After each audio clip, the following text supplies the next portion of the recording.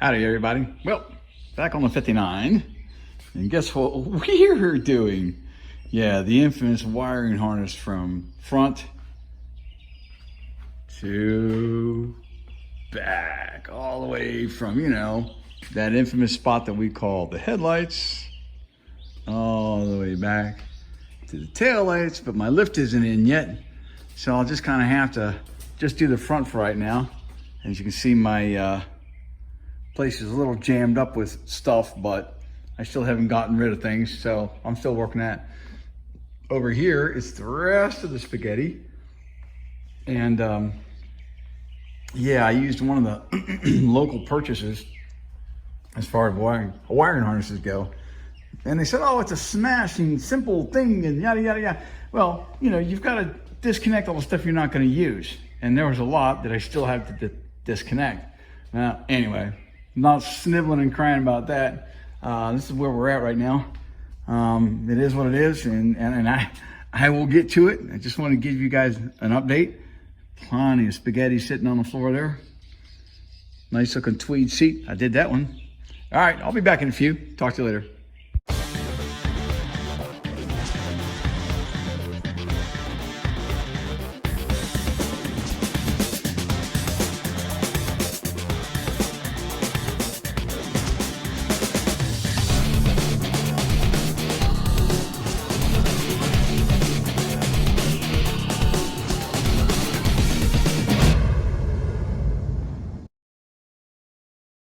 And I'm back at it again. Okay, so all the time is elapsed, and so guys, girls, street rod fanatics, hot rod fanatics, rat rods, whatever.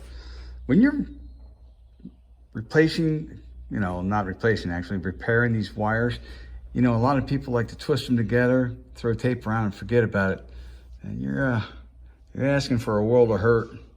I suggest, you can do what you want, but I suggest you use these marine style quick connect solder joints. You actually heat it right here and here, and then come back to the center and run that solder, get it hot, and it runs and it solders the wires together. And of course, when you're done after that, you come back with heat shrink over the top of them like this, and pull that over there on one side, and I got one on the other side to make a nice long thick cover, and then you have good continuity. Just a thought, but I'm doing this truck and I'm gonna make sure I do it right so I don't burn it to the ground. And yet another thing I like to do, I like to use these crimp connectors with these shields for the blades, and then I'll heat shrink that and put that back on in a little bit better focus. Yeah, that allows you to keep good continuity and not short out against the other blade connector in the socket there. Just a thought, you want to be careful with your wiring, that's for sure. Now that I've got this wiring all tucked away, and I use those micro zip ties. I don't want a hard loop here. You don't want to kink the wire. Run this all the way. So you notice there's one junction here, and there's a junction clear on the other side. You want to keep those opposite of each other. You want to loose, don't kink the wire. Again, don't clamp down on it like that. It's never a good idea. You can lay that flat against the bundle of wire, but you don't want to pinch it flat. So now that I got it like this, I'll get some wire loom like this, and I'll run that over some, I got some large stuff. I'll put that over the top, and then I'll tuck it back down on top of this one, which sits underneath the radiator. This guard, it sits up underneath here. There's a couple clips from the factory. I'll just snap that back down in there. But I wanted you to see that I've got the headlights wired in. They're done. And here in just a little bit, let the eyeballs hang out of it and throw some power to the switch and see what happens. And now you have a nice watertight, sealed, solid, protected connection.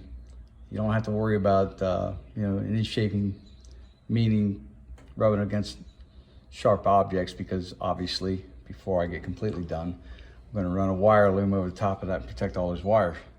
But I thought I'd show you what I got going on. All right, talk to you in a little bit. I'm going to hook up the low beam wire, which is right here, and then I'll run that blue wire, which is all the way back there, right there. Focus in on it. That'll go to the power, to the actual headlight switch on the inside dashboard, and then I'll run some wire to that, some hot wire to that, and see if I get lights. Just a word to the wise. So like when you're wiring your truck, do it one wire, one section at a time. Now, I haven't had anything go bad on me yet, meaning this is the first initial trial run. We'll see what happens. I follow the directions, you know, to the best of my ability. For you guys that do this stuff, that are like super good pros at it all the time, you can probably just bang right through this and no big issue. But for somebody like myself, who's a little bit challenged, as it were, yeah, we'll take it one step. So anyway, I ran this yellow wire for power wire, and it's only temporary because we're gonna hook the battery up and then we're gonna jump it right to that. Get this back up here instead of bouncing all over the place. We're gonna jump it right to that terminal there and see if we get headlights.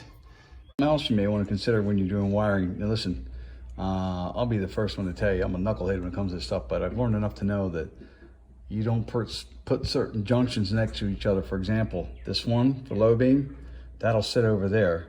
The one for the high beam here, it sits over here. So I've got good solid soldered connections that are now waterproofed, and you know, I can put my sheathing on it, my wire loom on it, and call it a day. But before I do that, I'm going to go inside, like I showed you earlier, that blue wire right back there. I'm gonna hook that up to the headlight switch and run some power to it and see if I got a headlight come on. Then I got to thinking, why don't I just do it like the factory did back in '59? They taped everything. Nice clean tape job. It's covered, it's cared for. Yeah, we'll be good to go with that. Yeah, I like it. Well, here's a moment of truth. Yeah. Take a look down here and see what happens. Just gonna blip it real quick and see what happens. Uh-oh, we got headlights. Say it isn't so. Look at that, would you looky. Man, the regular beam's on, man, that's pretty sweet. Let's see if the high beams work. Well, obviously the high beam switch doesn't work because there's only one way to hook that up. Factory plug. It goes blue to blue, green to green, yellow to yellow, tan to tan, and everything's grounded out. So yeah, let me see, hook the other side up and see what happens. Well, I got both regular beams running. High beam switch is not working. And that's the regular beam right there, folks. But that's a good sign. That's one section done at a time. I'm liking it. It's cool. I'm good. Sweet, just sweet. I like it. It's kind of funky having pointing down to the ground, but here we go. Well, for inquiring minds, Chief has both eyeballs back in. I haven't put the beauty trim rings back on because there's an adjuster that's broken here, and I think one over on the other side. They're plastic. They've been on there since 1959. I'm just going to do all four of them. But yeah, now we're going to pull the headlights on and see what it really looks like. Stand by. Well, look at that. Guess what I learned? Now that the bright lights are on and the headlight switch, dimmer switch is not bad, you have to have a complete circuit up to the high beam light in order for the high beam lights to come on. Told you I wasn't very good at this stuff, but I just tripped it off inside there. Guess what? The lights came on. Pretty sweet. I like it.